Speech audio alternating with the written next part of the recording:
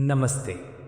प्रभु के उपदेश चैनल पर आप सभी का हार्दिक अभिनंदन है। आज हम उस अत्यंत पावन, आनंदमयी और सतरंगी पर्व की चर्चा करेंगे जो हमारे शुष्क जीवन को उल्लास के रंगों से भर देता है। वो पर्व है होली। होली केवल एक दिन का उत्सव नहीं है, ये तो मानव चेतना के विकास, बुराई पर अच्छाई की विजय और असीम प्रेम के प्रकटीकरण का एक अत्यंत गहरा आध्यात्मिक संदेश है। हम सभी हर वर्ष एक दूसरे को गुलाल लगाते हैं, रंग खेलते हैं, किंतु क्या हमने कभी ये विचार किया है कि बाहर से रंगीन दिखने वाले इस हमारे जीवन के भीतर हमारी आत्मा आज भी इतनी बेरंग और उदास क्यों है? आज के इस विशेष और आत्ममंथन से भरे संवाद में हम होली के वास्तविक अर्थ को समझेंगे और साथ ही राधा और कृष्ण की उस अमर प्रेम कहानी के रहस्यों को खोलेंगे जो हमें जीवन में प्रेम का वास्तविक अर्थ सिखाती है। आइए अपने हृदय के सभी पूर्वाग्रहों को मिटाकर ज्ञान और प्रेम के इस अद्भुत रंग में स्वयं को सराबोर करें। होली का पर्व मुख्य रूप से दो भागों में बटा हुआ है। पहला भाग है होलिका दहन और दूसरा भाग है रंगों का उत्सव अर्थात धुलंडी। इन दोनों के पीछे जो कथाएं और जो दर्शन छिपे हैं वे मनुष्य के जीवन की सबसे बड़ी समस्याओं का समाधान है। होलिका दहन की कथा सतयुग के उस अहंकारी राजा हिरण्यकशिपु से आरंभ होती है। हिरण्यकशिपु केवल एक राजा का नाम नहीं है, वह वास्तव में मनुष्य के भीतर बैठे हुए उस प्रचंड अहंकार का प्रतीक है जो स्वयं को ही ईश्वर मान बैठता है। जब मनुष्य के पास अपार धन, बल और सत्ता आ जाती है तो वह सोचता है कि इस संसार में उससे बड़ा कोई नहीं है। वह मृत्यु को जीतना चाहता है, वह प्रकृति के नियमों को अपने अनुसार मोड़ना चाहता है। हिरण्यकशिपु ने भी यही किया था। उसने ब्रह्मा जी से ऐसे वरदान मांग लिए थे जिससे न वो दिन में मरे, न रात में, न अस्त्र से, न शस्त्र से। उसे लगा कि उसने मृत्यु को ही पराजित कर दिया है। ये अहंकार मनुष्य को अंधा बना देता है और वह भूल जाता है कि जो जन्म लेता है उसका नाश निश्चित है। किंतु प्रकृति का ये अटल नियम है कि जहाँ घोर अंधकार होता है वहीं प्रकाश की सबसे उज्जवल किरण का जन्म होता है। हिरण्यकशिपु के उसी अहंकार से भरे घर में प्रहलाद का जन्म हुआ। प्रहलाद कोई साधारण बालक नहीं था, वह उस परम शुद्ध और निस्वार्थ भक्ति का प्रतीक था जो किसी वरदान या भौतिक सुख की कामना नहीं करता। प्रहलाद केवल उस परम पिता नारायण के स्मरण में लीन रहता था। अहंकार हमेशा भक्ति से डरता है। जब हिरण्यकशिपु ने देखा कि उसका अपना ही पुत्र उसकी सत्ता को चुनौती देकर एक अदृश्य ईश्वर की वंदना कर रहा है तो उसका अहंकार तिलमिला उठा। उसने प्रहलाद को नष्ट करने के अनगिनत प्रयास किए। यहाँ समझने वाली बात यह है कि जब आप सत्य और धर्म के मार्ग पर चलते हैं तो संसार का अहंकार आपको कुचलने का पूरा प्रयास करता है। आपके अपने लोग ही आपके मार्ग में विष बोने लगते हैं। हिरण्यकशिपु ने अपनी बहन होलिका की सहायता ली। होलिका को यह वरदान प्राप्त था कि अग्नि उसे जला नहीं सकती। होलिका ने अपने उस वरदान का, अपनी उस शक्ति का दुरुपयोग एक निर्दोष और ईश्वर के भक्त को मारने के लिए किया। जब होलिका प्रहलाद को अपनी गोद में लेकर प्रज्वलित अग्नि में बैठी तो एक अद्भुत चमत्कार हुआ। होलिका जलकर भस्म हो गई और प्रहलाद उस भयंकर अग्नि से भी सुरक्षित बाहर आ गया। ये घटना हमें जीवन का एक अत्यंत महत्वपूर्ण सूत्र देती है। होलिका वास्तव में हमारे भीतर की वो दुर्भावना, वो ईर्ष्या और वो कपट है जो हम दूसरों का अहित करने के लिए प्रयोग करते हैं। जब हम किसी दूसरे के लिए गड्ढा खोदते हैं तो उस गड्ढे में सबसे पहले हम स्वयं ही गिरते हैं। होलिका का वरदान भी उसे तब नहीं बचा सका जब उसने उसका उपयोग अधर्म के लिए किया। दूसरी ओर प्रहलाद की भक्ति वो अदृश्य कवच है जिसे संसार की कोई भी अग्नि, कोई भी संकट और कोई भी दुख जला नहीं सकता। होली की दहन का वास्तविक अर्थ केवल लकड़ियों को जलाना नहीं है। इसका वास्तविक अर्थ है अपने भीतर बैठे हुए उस हिरण्यकशिपु रूपी अहंकार को जलाना। अपने भीतर पल रही होलिका रूपी ईर्ष्या, काम, क्रोध और स्वार्थ की भावना को भस्म करना। जब तक आप अपने भीतर की इन बुराइयों का दहन नहीं करेंगे तब तक आपके जीवन में भक्ति और आनंद रूपी प्रहलाद सुरक्षित नहीं रह सकता। होली की उस पवित्र अग्नि में अपने सारे गिले शिकवे, अपनी सारी नकारात्मकता और अपने सारे भयों की आहुति दे दीजिए। जब अहंकार जलकर भस्म हो जाता है तभी आत्मा का वास्तविक रंग उभर कर सामने आता है। होलिका दहन के अगले दिन हम जो राख या भस्म एक दूसरे को लगाते हैं वह हमें इस बात का स्मरण कराती है कि एक दिन ये सुंदर शरीर, ये पद और ये सारा वैभव इसी राख में मिल जाने वाला है। जब मनुष्य को अपनी नश्वरता का बोध हो जाता है तो वह दूसरों से घृणा करना छोड़ देता है। और जब अहंकार की राख उड़ जाती है तो जन्म होता है रंगों का। रंग उल्लास के प्रतीक हैं, रंग प्रेम के प्रतीक हैं और रंग जीवन की पूर्णता के प्रतीक हैं। इसी रंग के साथ आरंभ होती है ब्रज की वो अलौकिक और अमर होली, जिसे भगवान श्री कृष्ण और श्री राधा रानी ने खेला था। राधा और कृष्ण की ये प्रेम कहानी और उनकी ये होली केवल नायक और नायिका का कोई साधारण खेल नहीं है। ये तो आत्मा और परमात्मा के मिलन का, द्वैत से अद्वैत तक की यात्रा का सबसे सुंदर रूपक है। कथा आती है कि बचपन में पूतना के विषपान के कारण श्री कृष्ण का वर्ण सांवला हो गया था। वे अपनी माता यशोदा से ये शिकायत करते थे कि राधा इतनी गोरी क्यों है और मैं इतना सांवला क्यों हूँ। तब माता यशोदा ने मुस्कुराकर कहा था कि कान्हा, तुझे जो रंग पसंद है वो रंग तू राधा के मुख पर लगा दे, फिर तुम दोनों एक जैसे हो जाओगे। और श्री कृष्ण ने राधा को अपने रंग में रंग दिया। इस नन्ही सी कथा में एक अत्यंत गहरा आध्यात्मिक दर्शन छिपा है। सांवला रंग अनंतता का प्रतीक है, जैसे आकाश सांवला है, जैसे गहरा सागर सांवला है। सांवला रंग उस परमात्मा का प्रतीक है जिसमें सब कुछ समा जाता है। राधा गोरी है जो उस अत्यंत शुद्ध और पवित्र जीवात्मा का प्रतीक है। जब परमात्मा रूपी कृष्ण जीवात्मा रूपी राधा को अपना रंग लगाते हैं तो जीवात्मा का अपना कोई अलग अस्तित्व नहीं रह जाता। वह पूर्ण रूप से परमात्मा के ही रंग में रंग जाती है। रंग लगाने का अर्थ है भेदों को मिटा देना। जब आप किसी को रंग लगाते हैं तो आप ये नहीं देखते कि वह व्यक्ति किस जाति का है, किस धर्म का है, वह अमीर है या गरीब है। रंग लगते ही सारे बाहरी आवरण छिप जाते हैं और केवल एक ही रंग दिखाई देता है। राधा और कृष्ण की होली हमें यही सिखाती है कि सच्चा प्रेम वही है जहाँ मैं और तू का भेद पूरी तरह से मिट जाए, जहाँ केवल हम शेष रह जाए। आज के भौतिकवादी युग में हमने प्रेम शब्द को बहुत ही संकुचित और स्वार्थी बना दिया है। आज का प्रेम वास्तव में प्रेम नहीं बल्कि एक प्रकार का व्यापार है। हम कहते हैं कि यदि तुम मेरी आवश्यकताएं पूरी करोगे, यदि तुम मुझे सम्मान दोगे तो मैं तुमसे प्रेम करूंगा। यह एक शर्त है और जहाँ शर्त होती है वहाँ मोह होता है, आसक्ति होती है, किंतु वहाँ सच्चा प्रेम कभी नहीं हो सकता। राधा और कृष्ण की प्रेम कहानी हमें मोह और प्रेम के बीच का वास्तविक अंतर समझाती है। राधा का प्रेम कोई मांग नहीं करता। राधा ने कृष्ण से कभी ये नहीं कहा कि तुम केवल मेरे बनकर रहो या तुम मुझसे विवाह कर लो। राधा का प्रेम पूर्ण समर्पण है। विवाह एक सामाजिक अनुबंध है, एक व्यवस्था है जो समाज को चलाने के लिए आवश्यक है, किंतु राधा और कृष्ण का प्रेम इन सामाजिक बंधनों से बहुत ऊपर विशुद्ध आध्यात्मिक स्तर पर था। राधा ने अपने आप को कृष्ण में इतना विलीन कर लिया था कि वे कृष्ण से भिन्न थी ही नहीं। जब आप किसी से निस्वार्थ प्रेम करते हैं तो आप उसे बांधने का प्रयास नहीं करते। सच्चा प्रेम स्वतंत्रता देता है, वह अधिकार नहीं जताता। आजकल युवा पीढ़ी प्रेम के नाम पर केवल एक दूसरे पर अधिकार जताना चाहती है। हम अपने प्रियजन को एक पिंजरे में बंद कर लेना चाहते हैं। जब हमारा प्रिय व्यक्ति हमारी इच्छा के विरुद्ध कोई कार्य करता है तो हमारा प्रेम तत्काल क्रोध और घृणा में बदल जाता है। विचार कीजिए, जो प्रेम एक क्षण में घृणा में बदल जाए, क्या वो वास्तव में कभी प्रेम था? वो तो केवल आपका अपना स्वार्थ और आपका अपना मोह था जो पूरा न होने पर आहत हो गया। राधा से सीखिए कि प्रेम का वास्तविक स्वरूप क्या है। जब कृष्ण मथुरा जाने के लिए ब्रज छोड़कर जा रहे थे तो राधा ने उन्हें रोकने का कोई प्रयास नहीं किया। राधा जानती थी कि कृष्ण का जन्म किसी एक व्यक्ति के लिए नहीं बल्कि संपूर्ण विश्व के कल्याण और धर्म की स्थापना के लिए हुआ है। राधा ने हंसते हुए अपने प्रेम का बलिदान दे दिया।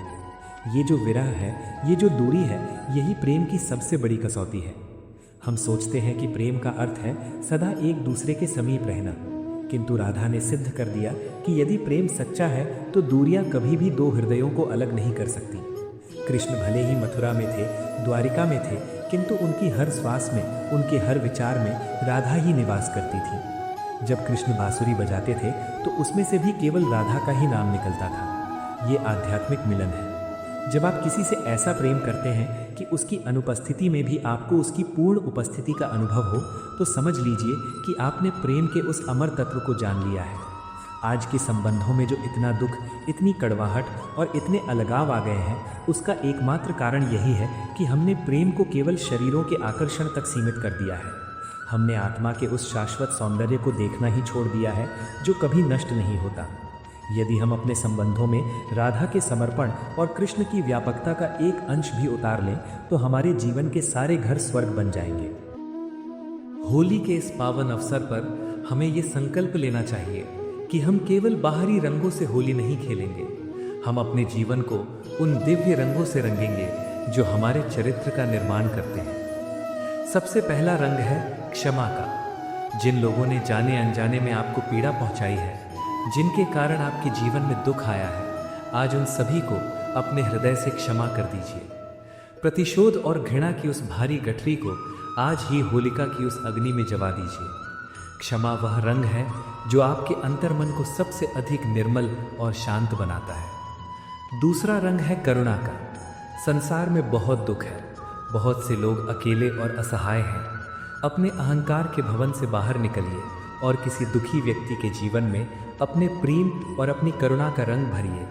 जब आप किसी रोते हुए व्यक्ति के चेहरे पर मुस्कान लाते हैं तो आप साक्षात भगवान श्री कृष्ण को रंग लगाते हैं। और सबसे महत्वपूर्ण है ईश्वर के प्रेम का रंग, जिसे संत कबीर ने कहा है कि रंग दे बसंती चोला।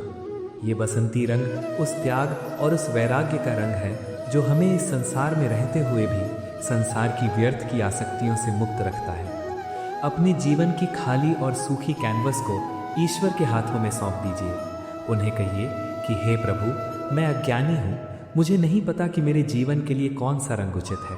आप ही मेरे जीवन के चित्रकार बने और मुझे अपने प्रेम के उस शाश्वत रंग में रंग दें जो कभी फीका नहीं पड़ता। जब आप इस पूर्ण समर्पण के साथ जीवन जीते हैं तो आपका हर दिन होली बन जाता है और आपकी हर रात दिवाली बन जाती है। आपको आनंद खोजने के लिए कहीं बाहर नहीं जाना पड़ता। आनंद आपके ही भीतर से झरने की भांति बहने लगता है। स्वयं विचार कीजिए, क्या आप जीवन भर केवल इस नश्वर शरीर पर रासायनिक रंग मलते रहेंगे या अपनी आत्मा को उस ईश्वरीय प्रेम के रंग से स्नान कराएंगे जो आपको जन्म मृत्यु के चक्र से ही मुक्त कर दे। राधा और कृष्ण का वो अमर प्रेम आज भी ब्रज की रज में गूंज रहा है, प्रतीक्षा कर रहा है कि कोई सच्चा जिज्ञासु आए और उस प्रेम के तत्व को अपने हृदय में उतारे। अभी प्रेम और भक्ति के इस अथाह सागर में कई और गहरे मोती खोजने शेष हैं। हम अगले भाग में जानेंगे कि कैसे हम अपने दैनिक जीवन की उलझनों के बीच रहते हुए भी राधा कृष्ण के उस निस्वार्थ प्रेम को अपने आचरण में ला सकते हैं। मनुष्य के जीवन में प्रेम और मोह के बीच का अंतर समझना सबसे कठिन पहेली बन गया है। हम जिसे प्रेम कहते हैं वो वास्तव में हमारा गहरा मोह और हमारी आसक्ति होती है। मोह का जन्म शरीर, स्वार्थ और अहंकार से होता है, जबकि वास्तविक प्रेम का जन्म आत्मा की असीम गहराइयों से होता है। जब आप किसी से मोह करते हैं तो आप उसे अपनी संपत्ति मान लेते हैं।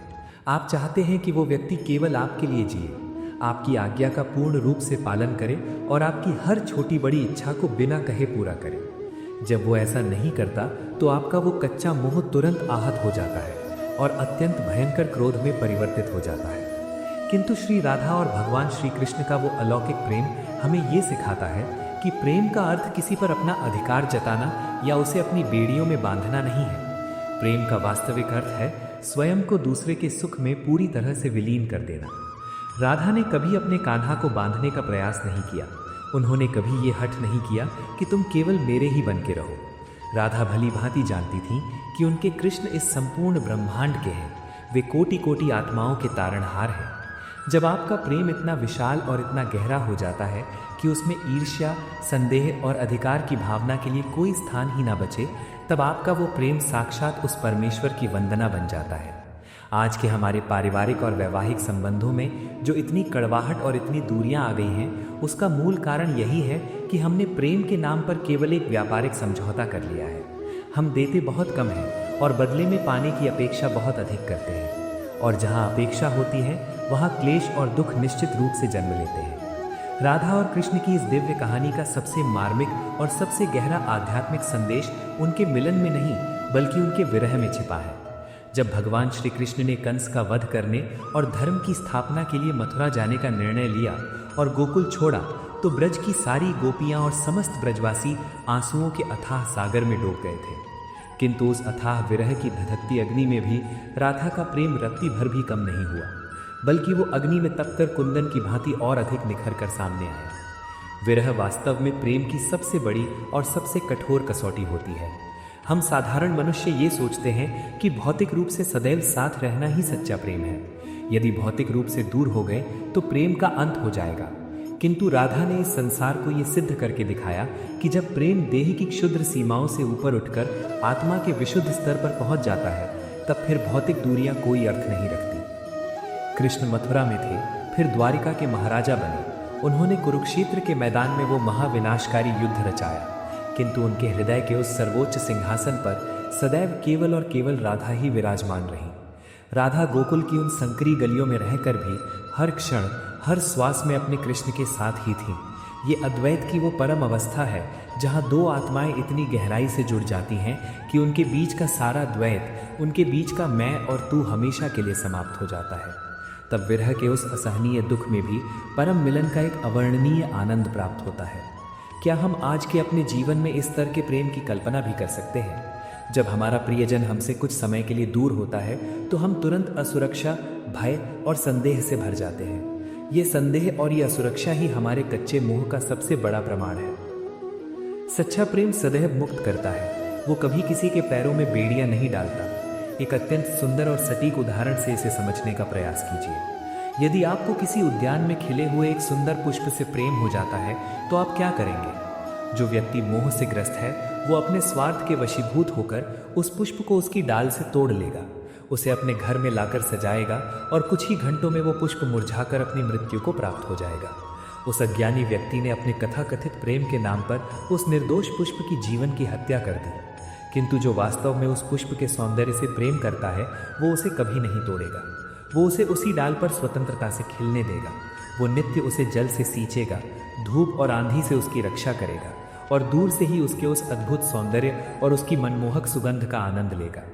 राधा का प्रेम भी इसी जल सींचने वाले निस्वार्थ माली के समान था। उन्होंने कृष्ण को उनके विराट स्वरूप में पूरी तरह से खिलने दिया। उन्होंने कृष्ण की स्वतंत्रता में, उनके धर्म के मार्ग में कभी कोई बाधा उत्पन्न नहीं की।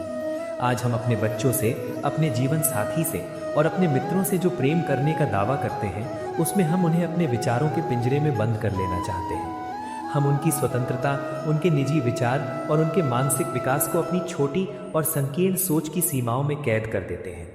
यदि आप वास्तव में किसी से सच्चा प्रेम करते हैं तो उसे खुले आकाश में उड़ने की पूर्ण स्वतंत्रता दीजिए। यदि वो वास्तव में आपका है तो वो पूरे ब्रह्मांड की यात्रा करके भी लौटकर आपके पास ही आएगा, और यदि वो आपका नहीं है तो उसे सोने के पिंजरे में बंद करके भी आप कभी अपना नहीं बना सकते। होली के इस पावन पर्व पर जब ब्रज की भूमि पर रासलीला का आयोजन होता है तो वो केवल कुछ स्त्रियों और एक पुरुष का साधारण नृत्य नहीं होता। रासलीला तो जीवात्मा और परमात्मा के उस परम मिलन का ब्रह्मांडीय नृत्य है, जहाँ हर गोपी के साथ एक साक्षात कृष्ण उपस्थित है। इसका अत्यंत गहरा अर्थ क्या है? इसका अर्थ ये है कि वो परमात्मा इतना विराट, इतना दयालु और इतना सर्वव्यापी है कि वो हर उस आत्मा के लिए पूर्ण रूप से उपलब्ध है जो उसे सच्चे और निष्कपट हृदय से पुकारती है। गोपी कोई स्त्री विशेष का नाम नहीं है। गोपी तो हर उस भक्त की आत्मा का प्रतीक है जिसने अपना सारा भौतिक अहंकार, अपनी सारी लोक लाज और अपने सारे सांसारिक मोह को त्याग कर स्वयं को उस ईश्वर के श्री चरणों में पूर्ण रूप से समर्पित कर दिया है। जब आप अपने जीवन के सारे रंगों को, अपने सुखों को, अपने दुखों को, अपनी सफलताओं को और अपनी सारी असफलताओं को ईश्वर के चरणों में गुलाल की भांति अर्पित कर देते हैं, तब आपके जीवन में जो परमानंद रूपी रंग बरसता है वही मनुष्य के जीवन की वास्तविक होली है। आज हम एक दूसरे के मुख पर जो रासायनिक रंग मलते हैं वो कुछ ही घंटों में जल से धुल जाता है, लेकिन जब आप किसी के आहत हृदय को अपने निस्वार्थ प्रेम, अपनी दया और अपनी करुणा के रंग से रंग देते हैं तो वो रंग जन्म जन्मांतर तक कभी फीका नहीं पड़ता। होली का ये उत्सव हमें यही सिखाता है कि अपने मन के सारे द्वेष, सारी ईर्ष्या और सारे पुराने वैमनस्य की उस काली राख को हवा में उड़ा दीजिए और अपने सबसे बड़े शत्रुओं को भी क्षमा और प्रेम के रंग में रंग कर उन्हें हमेशा के लिए अपना मित्र बना लीजिए। होली के इस पावन अवसर पर हमें ये संकल्प लेना चाहिए कि हम केवल बाहरी रंगों से होली नहीं खेलेंगे, हम अपने जीवन को उन दिव्य रंगों से रंगेंगे जो हमारे चरित्र का निर्माण करते हैं। सबसे पहला रंग है क्षमा का। जिन लोगों ने जाने अनजाने में आपको पीड़ा पहुंचाई है, जिनके कारण आपके जीवन में दुख आया है, आज उन सभी को अपने हृदय से क्षमा कर दीजिए। प्रतिशोध और घृणा की उस भारी गठरी को आज ही होलिका की उस अग्नि में जला दीजिए। क्षमा वह रंग है जो आपके अंतर्मन को सबसे अधिक निर्मल और शांत बनाता है। दूसरा रंग है करुणा का। संसार में बहुत दुख है, बहुत से लोग अकेले और असहाय हैं। अपने अहंकार के भवन से बाहर निकलिए और किसी दुखी व्यक्ति के जीवन में अपने प्रेम और अपनी करुणा का रंग भरिए। जब आप किसी रोते हुए व्यक्ति के चेहरे पर मुस्कान लाते हैं तो आप साक्षात भगवान श्री कृष्ण को रंग लगाते हैं। और सबसे महत्वपूर्ण है ईश्वर के प्रेम का रंग, जिसे संत कबीर ने कहा है कि रंग दे बसंती चोला। ये बसंती रंग उस त्याग और उस वैराग्य का रंग है जो हमें इस संसार में रहते हुए भी संसार की व्यर्थ की आसक्तियों से मुक्त रखता है। अपने जीवन की खाली और सूखी कैनवस को ईश्वर के हाथों में सौंप दीजिए। उन्हें कहिए कि हे प्रभु, मैं अज्ञानी हूँ, मुझे नहीं पता कि मेरे जीवन के लिए कौन सा रंग उचित है। आप ही मेरे जीवन के चित्रकार बने और मुझे अपने प्रेम के उस शाश्वत रंग में रंग दें जो कभी फीका नहीं पड़ता।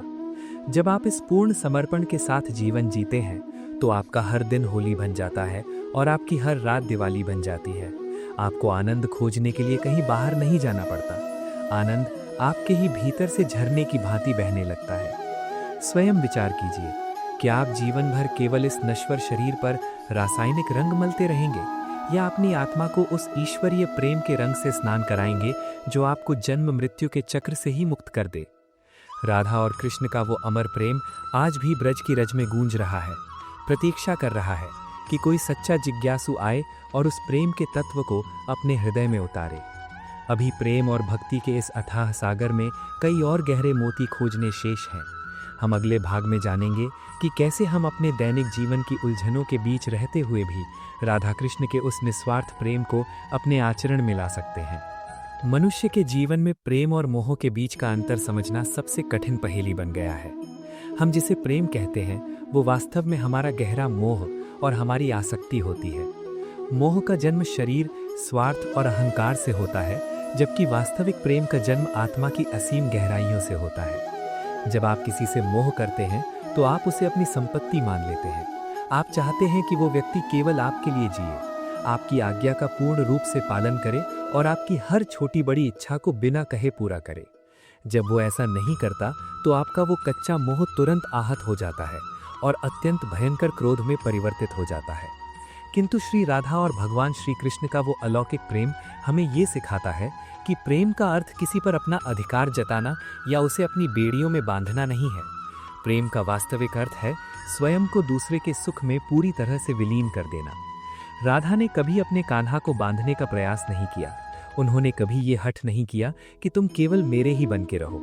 राधा भली भांति जानती थीं कि उनके कृष्ण इस संपूर्ण ब्रह्मांड के हैं। वे कोटि कोटि आत्माओं के तारणहार हैं। जब आपका प्रेम इतना विशाल और इतना गहरा हो जाता है कि उसमें ईर्ष्या, संदेह और अधिकार की भावना के लिए कोई स्थान ही ना बचे, तब आपका वो प्रेम साक्षात उस परमेश्वर की वंदना बन जाता है। आज के हमारे पारिवारिक और वैवाहिक संबंधों में जो इतनी कड़वाहट और इतनी दूरियां आ गई हैं, उसका मूल कारण यही है कि हमने प्रेम के नाम पर केवल एक व्यापारिक समझौता कर लिया है। हम देते बहुत कम हैं और बदले में पाने की अपेक्षा बहुत अधिक करते हैं। और जहां अपेक्षा होती है वहां क्लेश और दुख निश्चित रूप से जन्म लेते हैं। राधा और कृष्ण की इस दिव्य कहानी का सबसे मार्मिक और सबसे गहरा आध्यात्मिक संदेश उनके मिलन में नहीं बल्कि उनके विरह में छिपा है। जब भगवान श्री कृष्ण ने कंस का वध करने और धर्म की स्थापना के लिए मथुरा जाने का निर्णय लिया और गोकुल छोड़ा तो ब्रज की सारी गोपियां और समस्त ब्रजवासी आंसुओं के अथाह सागर में डूब गए थे। किंतु उस अथाह विरह की धधकती अग्नि में भी राधा का प्रेम रत्ती भर भी कम नहीं हुआ, बल्कि वो अग्नि में तपकर कुंदन की भांति और अधिक निखर कर सामने आया। विरह वास्तव में प्रेम की सबसे बड़ी और सबसे कठोर कसौटी होती है। हम साधारण मनुष्य ये सोचते हैं कि भौतिक रूप से सदैव साथ रहना ही सच्चा प्रेम है। यदि भौतिक रूप से दूर हो गए तो प्रेम का अंत हो जाएगा। किंतु राधा ने इस संसार को ये सिद्ध करके दिखाया कि जब प्रेम देह की क्षुद्र सीमाओं से ऊपर उठकर आत्मा के विशुद्ध स्तर पर पहुंच जाता है, तब फिर भौतिक दूरियां कोई अर्थ नहीं रखती। कृष्ण मथुरा में थे, फिर द्वारिका के महाराजा बने। उन्होंने कुरुक्षेत्र के मैदान में वो महाविनाशकारी युद्ध रचाया, किंतु उनके हृदय के उस सर्वोच्च सिंहासन पर सदैव केवल और केवल राधा ही विराजमान रहीं। राधा गोकुल की उन संकरी गलियों में रहकर भी हर क्षण हर श्वास में अपने कृष्ण के साथ ही थीं। ये अद्वैत की वो परम अवस्था है जहाँ दो आत्माएं इतनी गहराई से जुड़ जाती हैं कि उनके बीच का सारा द्वैत, उनके बीच का मैं और तू हमेशा के लिए समाप्त हो जाता है। तब विरह के उस असहनीय दुख में भी परम मिलन का एक अवर्णनीय आनंद प्राप्त होता है। क्या हम आज के अपने जीवन में इस स्तर के प्रेम की कल्पना भी कर सकते हैं? जब हमारा प्रियजन हमसे कुछ समय के लिए दूर होता है तो हम तुरंत असुरक्षा, भय और संदेह से भर जाते हैं। ये संदेह और ये असुरक्षा ही हमारे कच्चे मोह का सबसे बड़ा प्रमाण है। सच्चा प्रेम सदैव मुक्त करता है, वो कभी किसी के पैरों में बेड़ियां नहीं डालता। एक अत्यंत सुंदर और सटीक उदाहरण से इसे समझने का प्रयास कीजिए। यदि आपको किसी उद्यान में खिले हुए एक सुंदर पुष्प से प्रेम हो जाता है तो आप क्या करेंगे? जो व्यक्ति मोह से ग्रस्त है वो अपने स्वार्थ के वशीभूत होकर उस पुष्प को उसकी डाल से तोड़ लेगा, उसे अपने घर में लाकर सजाएगा और कुछ ही घंटों में वो पुष्प मुरझाकर अपनी मृत्यु को प्राप्त हो जाएगा। उस अज्ञानी व्यक्ति ने अपने कथाकथित प्रेम के नाम पर उस निर्दोष पुष्प की जीवन की हत्या कर दी। किंतु जो वास्तव में उस पुष्प के सौंदर्य से प्रेम करता है वो उसे कभी नहीं तोड़ेगा। वो उसे उसी डाल पर स्वतंत्रता से खिलने देगा। वो नित्य उसे जल से सींचेगा, धूप और आंधी से उसकी रक्षा करेगा और दूर से ही उसके उस अद्भुत सौंदर्य और उसकी मनमोहक सुगंध का आनंद लेगा। राधा का प्रेम भी इसी जल सींचने वाले निस्वार्थ माली के समान था।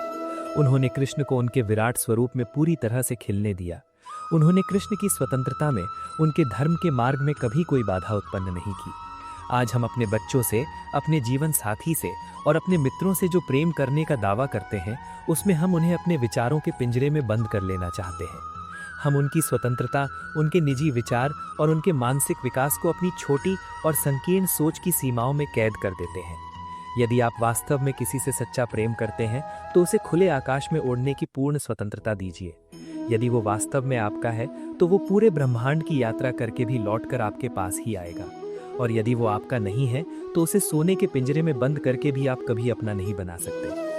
होली के इस पावन पर्व पर जब ब्रज की भूमि पर रासलीला का आयोजन होता है तो वो केवल कुछ स्त्रियों और एक पुरुष का साधारण नृत्य नहीं होता।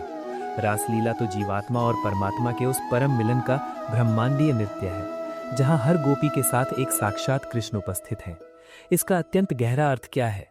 इसका अर्थ ये है कि वो परमात्मा इतना विराट, इतना दयालु और इतना सर्वव्यापी है कि वो हर उस आत्मा के लिए पूर्ण रूप से उपलब्ध है जो उसे सच्चे और निष्कपट हृदय से पुकारती है।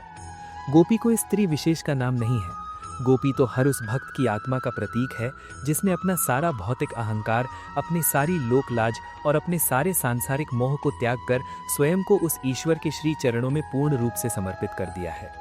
जब आप अपने जीवन के सारे रंगों को, अपने सुखों को, अपने दुखों को, अपनी सफलताओं को और अपनी सारी असफलताओं को ईश्वर के चरणों में गुलाल की भांति अर्पित कर देते हैं, तब आपके जीवन में जो परमानंद रूपी रंग बरसता है वही मनुष्य के जीवन की वास्तविक होली है। आज हम एक दूसरे के मुख पर जो रासायनिक रंग मलते हैं वो कुछ ही घंटों में जल से धुल जाता है, लेकिन जब आप किसी के आहत हृदय को अपने निस्वार्थ प्रेम, अपनी दया और अपनी करुणा के रंग से रंग देते हैं तो वो रंग जन्म जन्मांतर तक कभी फीका नहीं पड़ता। होली का ये उत्सव हमें यही सिखाता है कि अपने मन के सारे द्वेष, सारी ईर्ष्या और सारे पुराने वैमनस्य की उस काली राख को हवा में उड़ा दीजिए और अपने सबसे बड़े शत्रुओं को भी क्षमा और प्रेम के रंग में रंग कर उन्हें हमेशा के लिए अपना मित्र बना लीजिए।